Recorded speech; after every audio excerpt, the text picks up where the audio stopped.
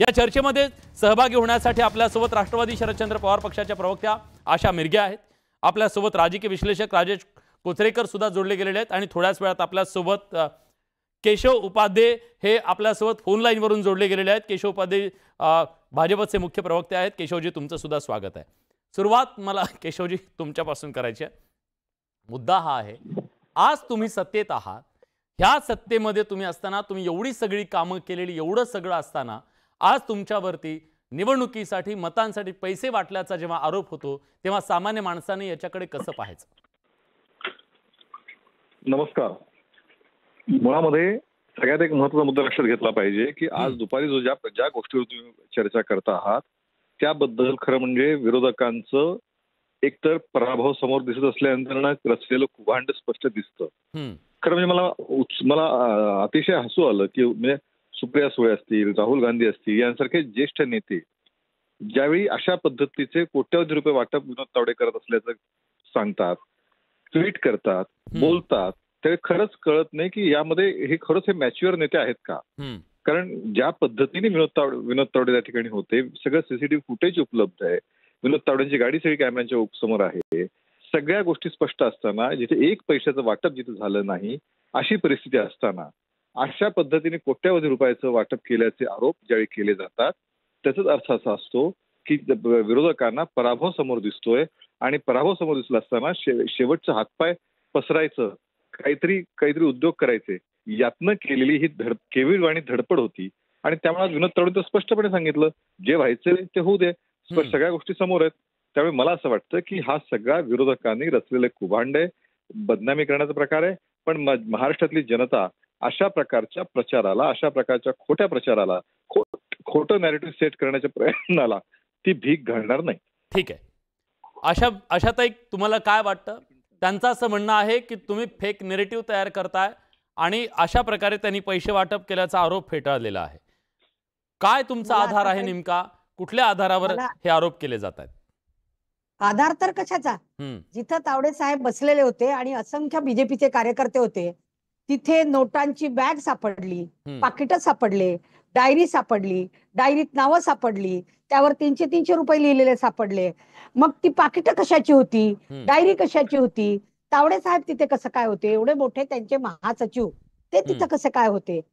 आणि सगळ्यात महत्वाचा विषय की त्यांनी ते सगळे आरोप फेटाळले आणि ते फेटाळत आहेत, यात मला काहीच नवल नाही वाटत। 10 वर्ष झाली नाही, आज बीजेपी अस्तित्वात आल्यापासून आपण पाहतोय खोटं बोला, रेटून बोला, पहिला विषय। आणि दुसरा महत्वाचा विषय, ही आमची संस्कृती नाही असं कोणीतरी आता मध्ये म्हणलं, त्यांनी संस्कृती शब्द वापरल्याबरोबर तर मला हसूच आलं। यांची संस्कृती घरं फोडायची, यांची संस्कृती पक्ष फोडायची, यांची संस्कृती पक्ष पळवण्याची, यांची संस्कृती ज्यांच्यावर तोंड फाटेच तोर किरीट सोमय्याजींनी आरोप केलेले आहेत त्या सगळ्या भ्रष्टाचारी लोकांना स्वतःच्या पक्षात आणून बीजेपी वॉशिंग मशीन मध्ये धुवून घेण्याची ही यांची संस्कृती। केशव उपाध्येजी, त्यांनी काही मूलभूत सवाल उपस्थित केले, त्यांचं असं म्हणणं आहे जर ते मग ते पैसे आले कुठून? चला इथलं इथं खरं खोटं होतं तुम्ही लक्षात घ्या। म्हणजे ताईंना ज्या ताई बसल्या ते मला माहिती नाही त्याच्यामध्ये, पण आशाताई मिरगे आहेत, सुप्रिया, ऐकून घ्या माझं पूर्ण होऊ द्या ताई। असं आहे की सुप्रिया सुळे असतील, राहुल गांधी असतील, ते ट्विट काय करतायत, कोट्यवधी रुपये। आता ताई म्हणतात लाखो रुपये कुठून सापडले, म्हणजे एकाच ही स्पष्ट करत नाही, उचलली जीभ लावली टाळ्याला, या पद्धतीचं बोलणं हे विरोधकांचं काम आहे। खोटं नॅरेटिव्हचं पहिलं एक्झाम्पल मी आत्ता इथं दिलेलं आहे, तुमच्या समोर दिलेलं आहे की कशा पद्धतीने ही खोटं नॅरेटिव्ह सेट करतात। या पद्धतीने मी आता तुम्हाला ह्याचं उदाहरण इथलं इथं दिलं। आता दुसरा त्यातला मुद्दा या सगळ्या विषयामध्ये का हो, आमच्याकडची लोक जी गेली ती तर मोठ्या स्वागताने घेतली, मग ते हर्षवर्धन पाटील असतील, मग ते कोल्हापूरचे असतील, हे सगळे त्यावेळी तुम्हाला जाणवलं नाही आमच्याकडचे लोक वाईट आहेत, ते भाजपमधली लोक त्यावेळी काही बोलायचं नाही? म्हणजे असं आहे की हे सगळे म्हणजे जर या राज्यातला पक्ष फोडण्याचे भीष्माचार्य जर कोणी असतील तर ते म्हणजे शरद पवार। 1978 पासून पुलोच्या प्रयोगापासून पक्ष फोडण्याचे, अनेक महाराष्ट्रातली घराणी फोडण्याचं काम जर कोणी केलं असेल तर ते शरद पवार यांनी केलंय। त्यामुळे हेच खोटं नॅरेटिव्ह, खोटं बोलणं हे यांचं वैशिष्ट्य आहे। आणि त्यातनं अशा पद्धतीने ज्या पद्धतीने आज त्यांनी केलं खरं म्हणजे सगळं सीसीटीव्ही सगळं तपासून घ्या, आमचं काही म्हणणं नाही. एक जण कुठे पैशाचं वाटत दाखवा, पण बोलत सुटायचं ही खासियत आहे, खोटं नॅरेटिव्ह. यालाच आम्ही म्हणतो महाराष्ट्रातली जनता अशा प्रकारच्या कुठल्याही नॅरेटिव्हला किंमत देणार नाही. हे आता उद्याच्याला स्पष्ट होईल. 23 तारखेला तर ते समोर सगळ्यांच्या येणार. ठीक आहे, तुम्ही सोबत राहाच. आपल्यासोबत राजेश कोचरेकर आहेत. मी दुसऱ्या मुद्द्यावर येणार आहे. दुसरी जी घटना घडली त्याच्याबद्दल सुद्धा मला बोलायला हवं. पण राजेशजी, आज जे महाराष्ट्राच्या समोर चित्र गेलंय, या सगळ्या गेल्या 15 दिवसातल्या त्या बंडल बघितल्या असतील सामान्य माणसानं पकडलेली, ते गाड्या भरलेल्या, ह्या सगळ्यातून ह्या लोकशाहीची थट्टा आहे का हो? काय चित्र गेलं ह्या लोकशाहीचं? कशाला लोकशाहीचा उत्सव म्हणायचा? हा उत्सव पैशाचा आहे का? नाही विलास, आत्ता जर आपण पाहिलं तर निवडणुका या सर्वसामान्य कुटुंबातल्या व्यक्तीसाठी किंवा गरिबांसाठी राहिलेल्या नाहीत. त्या निवडणूक आयोगाच्या परिपत्रकावर फक्त जो खर्च लिहिलेला असतो आणि किती प्रती छापल्या हे विचारलं जातं. त्या निवडणूक आयोगाकडून आयोजित केलेली किंवा संचलित केलेली निवडणूक ही किती फंपक पद्धतीने चालवली जाते, बघितली जाते, हे जर तुम्ही आता मुंबईभर किंवा ठाण्यात, नवी मुंबईत जर पाहिलं तर तुम्हाला लक्षात येईल. सर्वसामान्य माणसांच्या, साध्या घरंदाज माणसांच्या किंवा सामान्य लोकांच्या गाड्या थांबवल्या जातात. ज्या गाड्यांमध्ये महिला असतात, ज्या गाड्यांमध्ये लहान मुलं असतात, त्याही गाड्यांची तपासणी केली जाते. पण काही गाड्या सुखन्वय पद्धतीने ठाण्यात जातात, नवी मुंबईत जातात, नाशिकमध्ये जातात, वसई विरारमध्ये जातात. ही संपूर्ण निवडणूक यंत्रणा ही जरी निवडणूक आयोगाच्या नोंदी इतक्या पैशांमध्ये करायची, इतका हिशोब द्यायचा असं जरी असली तरी आत्ता निवडणूक हा गरिबाचा, सर्वसामान्यांचा, तळागाळातल्या कार्यकर्त्यांचा खेळ राहिलेला नाही. तो बड्या नेत्यांच्या मुलांचा, संस्थानिकांचा, साखर कारखानदारांचा, म्हणजे पैशातून सत्ता, सत्तेतून पैसा, कंत्राटदारांचा झालेला आहे. मताचा भाव हा 1200 पासून सुरू झाला, आता तो 12,000वर पोहोचलेला आहे. महाराष्ट्रातलं हे चित्र आहे. आणि आपण पुरोगामी म्हणतो, महाराष्ट्राला सुसंस्कृत म्हणतो, तो आपण कुठे घेऊन चाललोय याचं उत्तर राजकीय वर्तुळामध्ये काम करणाऱ्या सगळ्यांनाच द्यावं लागणार आहे. मला एक मुद्दा विचारायचा आहे. ताई बरोबर आहे, स्वाभाविक आहे आशाताई की आज तावडेंच्या बद्दल जो व्हिडिओ समोर आला, आज दिवसभर माध्यमं दाखवत आहेत, सगळ्या त्याबद्दलचे सवाल उपस्थित करतायत. पण आम्हाला जर समजा तावडेंच्या त्या पैसे वाटपाचा व्हिडिओ इथल्या लोकशाहीसाठी घातक असेल, तर मग बारामती ॲग्रोच्या माध्यमातून, त्या कर्मचाऱ्यांच्या माध्यमातून पैसे वाटप करण्याचा जो प्रयोग सुरू होता, ते जे आरोप होते, ते कुठं लोकशाहीला बळकट करतायत? 100% जर ते पैसे निवडणुकीसाठी वापरायला गेलेले असतील तर ते चुकच आहे. परंतु जसं रोहित दादांनी सांगितलं की शेतकऱ्यांचा, त्या ॲग्रोचा काहीतरी हे होते, म्हणजे ज्याला म्हणतो देणी होती, आज रात्री, जर उद्या मतदान आज रात्री, याची चौकशी झाली पाहिजे. आणि चौकशी झाल्यानंतर जर खरंच तेच म्हणतात ना ताई, आमची चौकशी होऊ द्या. गुन्हा पण दाखल नाही झाला, इथे तर गुन्हा पण दाखल नाही झाला. इथे निदान गुन्हा दाखल होऊन चौकशी होणार आहे. चौकशी झाल्यावर कोण खरं आहे ते कळणार आहे. आणि कळल्यावर आपण ठरवू. जर ते तसं असेल तर कोणीही केलं तरी ते चूकच आहे. विलास, इथे आता या FIR मध्ये पैसे सापडल्याची बॅगही तिथे काही घटनास्थळाहून जप्त करण्यात आलेली नाहीये, नोटांची बंडलही तिथे दिसलेली नाहीयेत. आणि जो तक्रार जी दाखल झाली, जो FIR फाडला गेला, त्याच्यामध्ये ही पैसे असल्याची कुठेही पोलिसांनी किंवा निवडणूक आयोगाने नोंद केलेली नाहीये. हा संपूर्ण राजकीय आणि काहीतरी गल्लत झाल्याचा एक प्रकार आहे. हाईप सगळी करण्यात आली, पण प्रत्यक्षात हाती काही दिसत नाहीये, हे मात्र इथे नमूद करायला हवंय.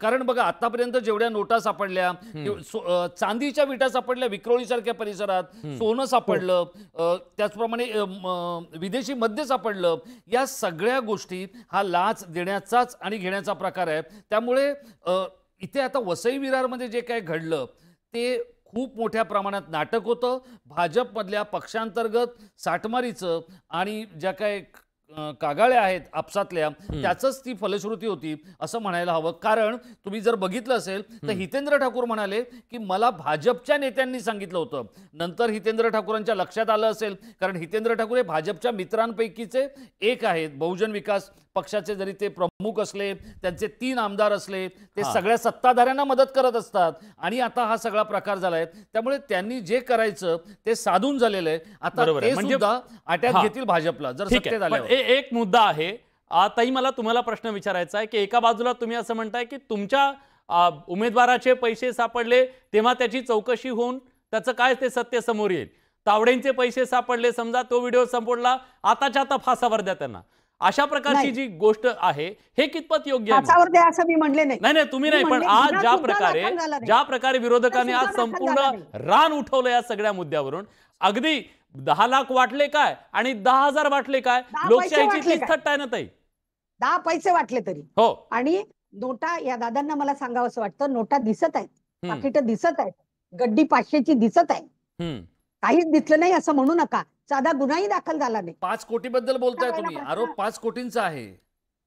ताई 5 कोटी एका स्पोर्ट्स किट बॅगेमध्ये भरावे लागतात, तेव्हा ते 1 कोटी होतात.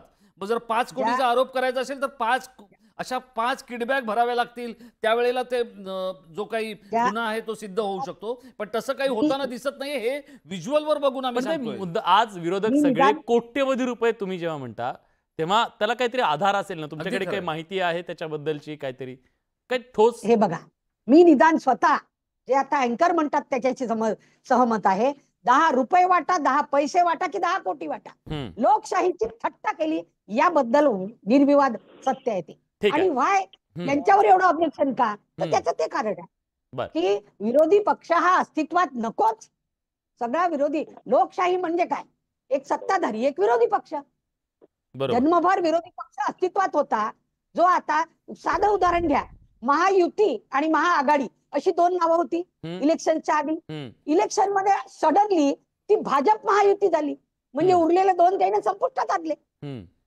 का विरोधी पक्ष ऑब्जेक्शन घेणार नाही, यांना विरोधच नको. बरं, हे सोडून द्या. ठीक आहे, आपण तुम्ही म्हणता नुसती पैसा. केशवमध्ये जी आवाज येतोय का तुम्हाला? मला आवाज येतोय, बोला ना केशवजी. मला वाटलं तुम्ही कट झालाय. नाही असं आहे, मुळामध्ये मी कट नाही झालो, मी ऐकतोय आणि मला दुसऱ्याच्या मध्ये बोलायची सवय नाही, त्यामुळे मी ऐकून घेत होतो. मुळामध्ये असं आहे की आपण काहीतरी लॉजिकली जर बोलायची असेल तर या चर्चेत राहण्यात अर्थ विलास. विरोधक का नको, लोकशाहीमध्ये विरोधक असतोच. आता तुम्हाला अस्तित्व टिकवता येत नाही, तुम्हाला तुमच्या आमदारांना अस्तित्व टिकवता येत नाही, तुमच्या आमदारांचा विश्वास तुमच्या नेत्यावर राहत नाही आणि म्हणून तुमचे आमदार सगळे तुम्हाला सोडून जातात. हे साधं लोकशाहीतलं सत्य आहे, ते पचवायची तयारी नाही. मग दुसऱ्याला का आरोप ठेवता, आमचे आमदार पळवले, आमचे नेते पळवले. मग आपण मात्र भारतीय जनता पार्टीतले ज्यावेळी नेते घेता त्यावेळी मात्र ते पवित्र असतात, ती मात्र लोकशाही असते, तो लोकशाहीचा उत्सव असतो. मात्र दुसऱ्याने केलं तर मात्र लोकशाही धोक्यात आहे असं ढोंगी बोलणं, ही खरं तर शरद पवार गटाची खासियत आहे, हे वैशिष्ट्य आहे त्यांचं. त्यामुळे मुळामध्ये लक्षात घेतलं पाहिजे. एक दुसरं असं आहे की बोलायला 5 पैसे काय, नुसतं 5 कोटी. मला खरंच सुप्रियाताई, राहुल गांधींचं खरंच आश्चर्य वाटलं. इतके मॅच्युअर नेते इतक्या इनमॅच्युअर पद्धतीने रिॲक्ट होतात, हे सगळ्यात मोठं दुर्दैव आहे. तुम्ही मतांसाठी ठीक आहे, लोकांसमोर काही बोलावं लागतं, पण ते बोलताना किमान आपलं हसं होऊ नये. मगाशी मला वाटतं राजेशजी का विलासजी तुम्ही कुठेतरी सांगितलं की 5 कोटी रक्कम एकत्र करण्यासाठी किती खडप करावा लागतो, कशा बॅगा असाव्या लागतात. ती सीसीटीव्ही फुटेज सगळं उपलब्ध आहे, सगळ्या गोष्टी आहेत. FIR दाखल झालाय, माहिती नसेल त्यांना तर सांगा. तो त्या सगळ्या विषयामध्ये तुम्हाला तेच सांगण्याचा प्रयत्न करतोय की या संदर्भामध्ये चौकशी जायची असेल तर आवडीने स्वतः सांगितलं, हवी ती चौकशी करा. सगळं सीसीटीव्ही फुटेज बघायला त्यांनी राहुल गांधी आणि सुप्रियाताईंना बोलवलं की या सीसीटीव्ही फुटेज बघा, आणि नंतर ते एकत्रित गाडीत गेले. घटनाक्रम साधा होता. ज्यावेळी ते वाड्यावर निघाले होते तावडे, त्यावेळी त्यांनी तो फोन केला. ते कार्यकर्ते उद्याचं प्लॅनिंग करायला बसले होते. ते म्हणले आता शेवटी तावडेसारखा नेता जर येत असेल महाराष्ट्राला तर कार्यकर्त्यांना आनंदच होणार. ते आले, त्यांनी चहासोबत एकूण काय उद्याचं प्लॅनिंग आहे, कशा पद्धतीचं नियोजन आहे, ह्याची एक चर्चा सुरू असताना महाविकास आघाडी त्या 22 कार्यकर्ते तिथे आले. गोंधळ होऊ नये. एक मिनिट माझं पूर्ण, ऐका ना, सगळं ठीक आहे, विलास माझं पूर्ण घटनाक्रम सांगू दे मला. त्याच्यानंतर त्या सगळ्यांनी हितेन ठाकूरना फोन केला आणि कार्यकर्त्या नावावर, त्यानंतर हितेन ठाकूर दोघंही आले आणि नंतर 3घही जण एका गाडीत गेले. हा सगळा घटनाक्रम तुम्ही लक्षात घ्या, ही वस्तुस्थिती लक्षात घ्या. जर ते तसं काही पैशाचं वाटप असतं तर 3 गाडीत गेले असते का? मुळामध्ये तशी वस्तुस्थितीच नाही. कार्यकर्ते एकत्र बसले होते, हे खरंय. आणि वाड्याहून परत येताना त्या ठिकाणी चहा प्यायला थांबले होते तावडे, हेही खरंय कार्यकर्त्यांसोबत. पण ह्याच्यावर कांगावा करायचा प्रयत्न जो विरोधक करू पाहतायत त्यात 1% तथ्य नाही, ही वस्तुस्थिती आहे. ना पैशाचं वाटप झालं, ना कुठल्याही पद्धतीत अन्य काही गोष्टी झाल्या. ठीक आहे, एक मुद्दा. बाकी सगळं ही चर्चा आपण सगळी तुमचे मान्य करू. मग एक मुद्दा उरतो, आज जीपे करतो आपण एकमेकांना, जर 4 पैसे पाठवायचे असतील तर पाकिटात पैसे कशासाठी, एवढी रक्कम कशासाठी सोबत? निवडणुकीच्या काळामध्ये एक उमेदवार किती पैसे ठेवू शकतो सोबत? एक मिनिट. मुळात भारतीय जनता पार्टीच्या कुठल्याही कार्यकर्त्याकडे पैसे सापडलेत का ते दाखवणारे कार्यकर्ते कोण होते? ते 22 कार्यकर्ते होते. म्हणजे ते भारतीय जनता पार्टीच्या कुठल्या कार्यकर्त्यांकडे पैसे पडले मला सांगा. त्यामुळे ते पैसे दाखवण्यात सुद्धा कोण होतं?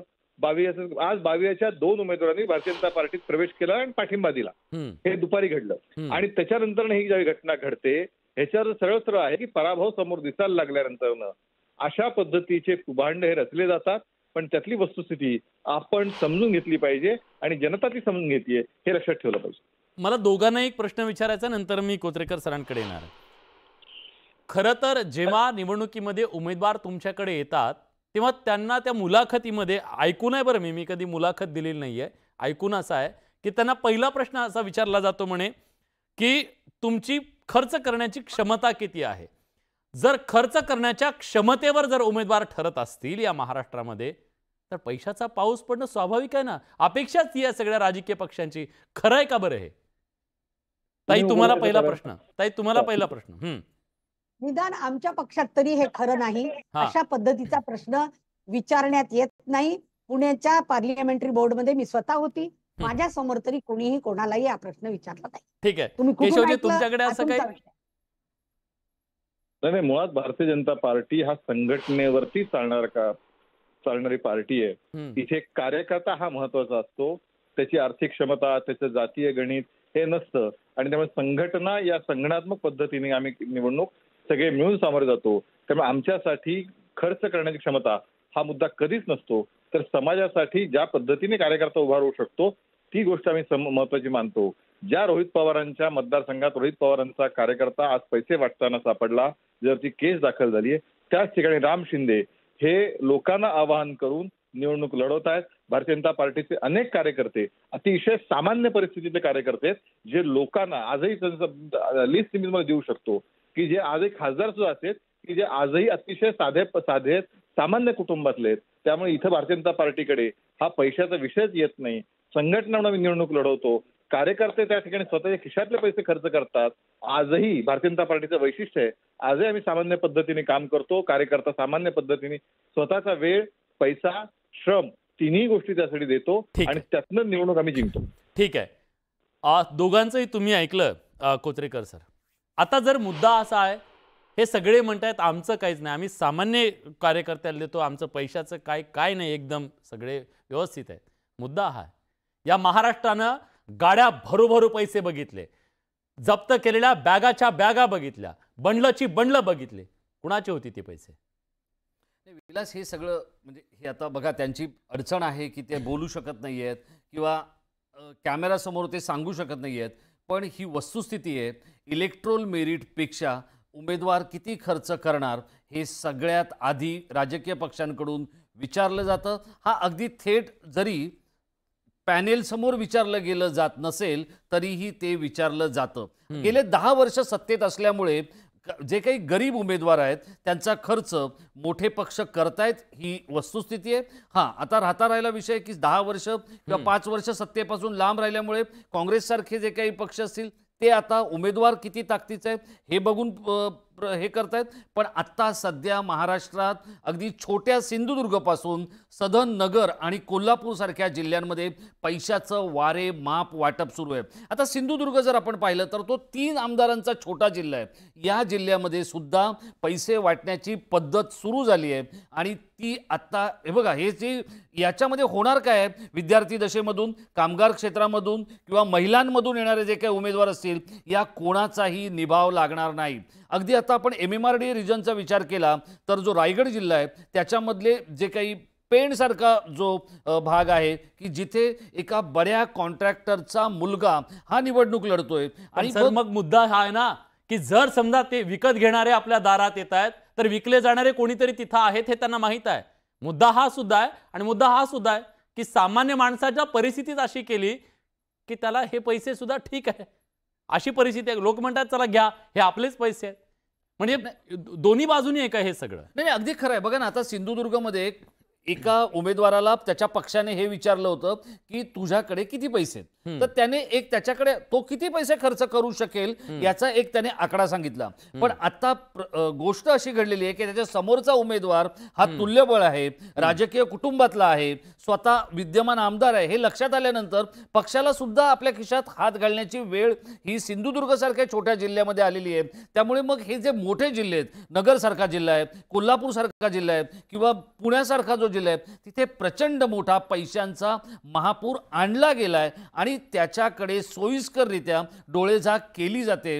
ही वस्तुस्थिती आहे. आता आज सकाळी संजय राऊत यांनी आरोप केलेला आहे एका माजी नगरसेवकाचं नाव घेऊन, जो ठाणे महानगरपालिकेमधला माजी नगरसेवक आहे.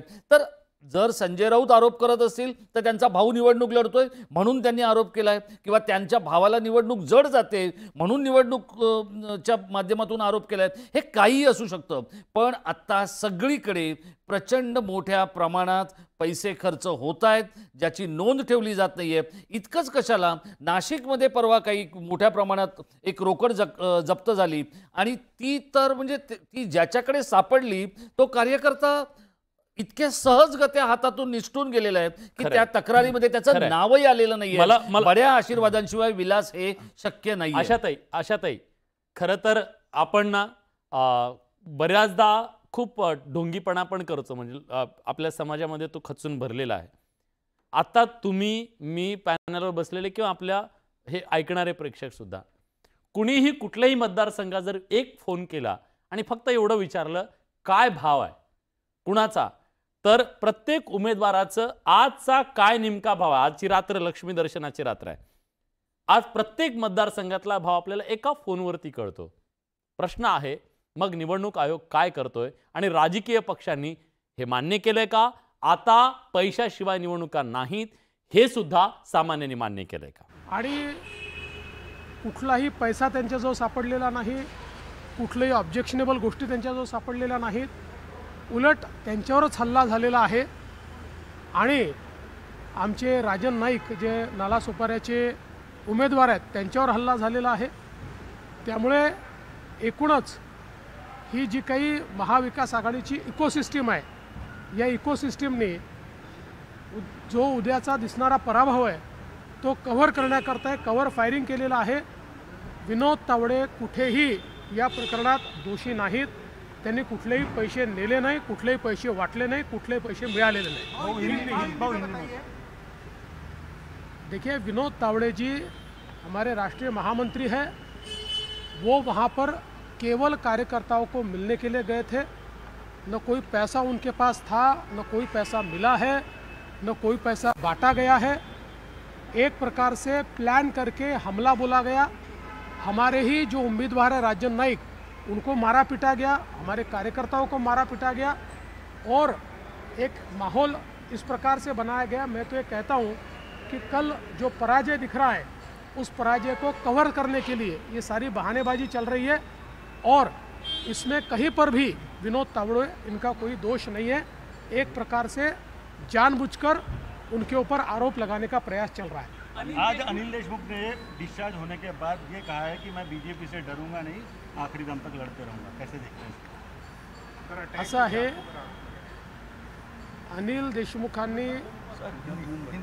अनिल देशमुखांनी सातत्याने या ठिकाणी, जसं हिंदी पिक्चरमध्ये सलीम जावेदांच्या स्टोऱ्या या अतिशय पॉप्युलर होत्या, तशा सलीम जावेदच्या स्टोऱ्या चालू केलेल्या आहेत.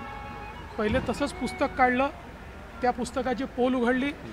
आता असाच हमला हा ते दाखवत आहेत. मला असं वाटतं आज पोलीस आयुक्तांनी जी प्रेस कॉन्फरन्स घेतली आणि आय जींनी जी घेतली, मी ती प्रेस कॉन्फरन्स आत्ता बघितलेली आहे. त्या प्रेस कॉन्फरन्समध्ये अतिशय क्लिअर कट इथलं सगळं पिक्चर आलेलं आहे. आणि आता प्रश्न हे निर्माण झाले आहेत, 10 किलोचा गोटा हा जर विंडशिल्डवर मारला, विंडशिल्ड तुटली का नाही? 10 किलोचा गोटा पडला तर साधी बोनेटला स्क्रॅच देखील का आली नाही? हा पहिला सवाल आहे. दुसरा, एकच गोटा आतमध्ये दिसलाय, हा गोटा मागची जी काच आहे ती फोडून मारलेला आहे. आता मागच्या काचेतून म्हणजे मागचा जो व्यक्ती बसतो तिथल्या काचेतून जर दगड मारला तर तो मागे लागायला पाहिजे, तो समोर कसा लागला? अशा प्रकारचा दगड तर फक्त रजनीकांतच्या पिक्चरमध्ये फेकला जाऊ शकतो की मागून फेकला, तो असा गोल घुमून समोर येऊन डोक्याला लागला. आणि मग एवढा 1 किलोचा दगड लागला तर नुसते ॲब्रेशन्स का आहेत? त्याच्यामध्ये कुठली जखम का दिसत नाही? त्यामुळे हे जे काही आता सगळं समोर आलेलं आहे आणि याचं जे बिग पिक्चर समोर आलं आहे, यातनं एकदम स्पष्ट हे होत आहे की हे सगळं हा सिनेमा तयार करण्यात आला. आपण किंवा आपला मुलगा हारतो आहे, निवडणुकीत पराभव समोर दिसतो आहे, याकरता अशा प्रकारची स्टोरी तयार करण्यात आली, भाजपला बदनाम करण्याचा प्रयत्न करण्यात आला. आणि यात दुर्दैव हे आहे की अशा प्रकारच्या स्टोरीला काल माननीय पवार साहेबांसहित सर्वांनी जाणीवपूर्वक इकोसिस्टीम उपलब्ध करून दिली, ॲम्प्लिफाय करण्याचा प्रयत्न केला, पण आज त्यातलं सत्य उघड झालेलं.